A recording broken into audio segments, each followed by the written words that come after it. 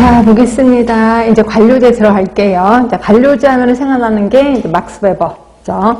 막스 베버라는 사람이 이거를 주장하게 된 이유 중에 하나가 그 전에가 어떤 시절이었는지 잠깐만 얘기해 드릴게요. 그 전에가 말 그대로 왕권. 그래서 아빠가 임금이면 나도 임금이야. 할아버지가 임금이면 아빠 임금이고 나도 임금이야. 내가 바보 같아도 임금이야. 그죠? 그리고 아빠가 노예면 나도 노예야. 내가 되게 똑똑해도 노예가 된다는 거죠. 말 그대로 계급제, 신분제였었어요. 이러다 보니까 많은 사람들이 이건 말도 안 돼. 불평불만을 하게 됐고 이거에 대해서 반기를 든 사람이 막스 베버라고 합니다. 막스 베버는 지배를 크게 세 가지를 얘기를 하고 있어요. 이게 여러분 117쪽을 보시면 돼. 거기 117쪽 전통적 지배. 자, 그 다음에 카리스마적 지배. 그 다음에 합법적 지배. 그래서 크게 세 가지 지배를 얘기를 했습니다. 지배. 전통적 지배가 앞에서 얘기했던 왕권. 네, 그런 걸 얘기한다. 그래서 이게 대물림을 하는 거죠. 이걸 우리 전통적 지배다라고 하면서 가장 이치 않아 합리적이지 않다 이렇게 표현했고요. 카리스마적 지배는 그거지 그 리더가 약간 카리스마가 있어. 그러니까 개인적 매력이 있다는 거죠. 그래서 밑에 있는 부하들이 자기도 모르게 꼬리를 내리게 된다는 거지. 이걸 카리스마적 지배라고 했고 가장 이상적인 거는 합법적 지배다. 합법적 지배라는 건 뭐냐면 내가 한 회사에서 높은 사람이야. 높은 사람이 갖고 있는 권력이 있다는 거죠. 그걸 우리 합법적 지배. 이게 가장 이상적이다라고 표현을 했었습니다. 자, 그런데 요거에 대해서 이 막스 베버의 그 지배 요것만 배우지 마시고 프렌치 라븐이라는 사람이 또 있거든요. 프렌치 라븐이라는 사람이 또 얘기한 권력의 종류에 대해서도 같이 공부하셔야 돼요. 왜냐면 헷갈려요. 저도 보면 헷갈립니다. 프렌치 라븐이라는 사람은 권력의 종류를 5개를 제시했어요. 5개를 제시했는데 이 합법적 지배를 뭐라고 표현했냐면 합법적 지배를 갖고 있는 사람을 정통적 권력을 갖고 있다 이렇게 표현했어요. 헷갈리지 벌써. 그렇죠? 그러니까 정통적 권력을 갖고 있는 게 합법적 지배다라고 표현했거든요. 그죠? 그게 어디냐면 일단 줄을 좀 더 쳐줄게요. 119쪽으로 가시면 돼요. 119쪽에 가시면 맨 밑에 쪽에 권력의 유형이 있을 거예요.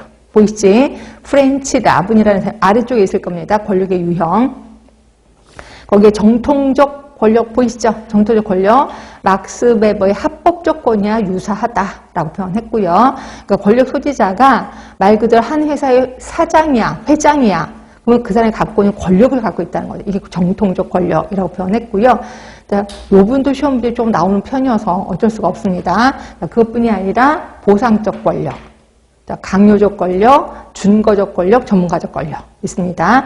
자, 이 중에 이제 보상적 권력은 말 그대로 보상을 줬을 때, 그러니까 보상을 줄 수 있는 능력이 있다는 거지. 너 일하면 내가 너 승진시켜 줄게, 보너스 줄게. 이런 보상을 줄 수 있을 때 생기는 권력을 보상적 권력이라고 표현하는 거고요.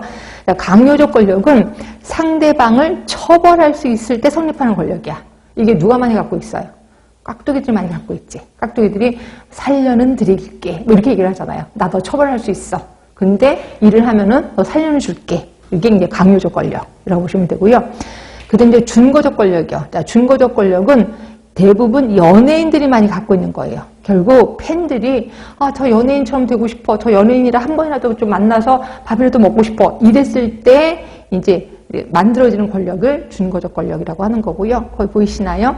집단 구성원들이 권력 소지자와 일체감으로 그에게 호감을 느끼거나 또는 존경하는 것을 기반으로 하는 권력을 준거적 권력이라고 하는 거고, 이거는 연예인들이 갖고 있는 권력이에요. 그 다음에 5번째가 이제 전문가적 권력인데, 그 권력 행사자가 전문가로 인정을 받을 때 생기는 권력이야. 요게 우리가 병원에 가면 의사들이 이렇게 하세요라고 하면 나도 모르게 이렇게 따르게 하는 거는 의사들이 전문가적 권력을 갖고 있기 때문이다라고 보시면 됩니다. 그러니까 전문가로 인정이 될 때 그때 생기는 권력을 전문가적 권력이라고 하는 거죠. 그래서 이렇게 5개가 있는데 이것도 시험 문제 나오면 이거랑 헷갈리거든요. 합법적 지배는 이거 헷갈리거든요. 그래서 제가 같이 묶어서 하는 겁니다. 막스 베버는 3가지를 얘기했고 프렌치 라븐은 5가지를 얘기했는데 그 중에 합법적 지배를 정통적 권력이라고 표현했고, 그 다음에 또 기억하실 거는 아까 거기 보시면 전문가적 권력. 얘도 워낙 시험 문제 나와서 전문가적 권력도 기억을 해주시고, 그 다음에 또 기억하실 게 준거적 권력. 이것도 좀 기억을 해주세요.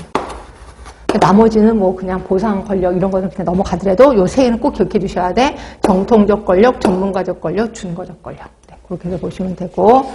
다시 앞으로 오셔서 막스 베버의 이론의 지배. 이거 잠깐 보겠습니다. 요거 하고 다시 처음부터 갈게요. 117쪽에 동그라미 3번 막스 베버 전통적 지배. 이걸 정이라고 외우시면 큰일 나요. 전통적입니다. 지배의 정당성의 근거가 과거부터 존속되어 온 전통이나 지배자의 권력의 신성성에 대해